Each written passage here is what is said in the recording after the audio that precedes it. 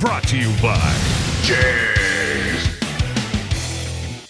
The Hooker Blackheart low-profile swap manifolds for the Gen III Hemis are just a part of our fully engineered swap systems that provide maximum component clearances and ideal drivetrain geometry. These manifolds are designed to fit a wide range of swap applications where clearance is limited.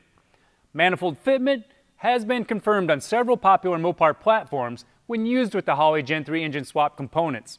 Blackheart exhaust manifolds are cast from hi-silicon-moly ductile iron and are cast with a 2.5-inch 2-bolt collector for superior flow. Holley low-profile manifolds provide optimal clearances for the brake booster, steering shafts, steering box, and the starter, as well as offering added clearances for several automatic and manual transmission options. Installation is made even easier thanks to the slotted mounting holes in the bottom row, which makes it possible to pre-install the lower bolts and gaskets prior to installing the manifold itself.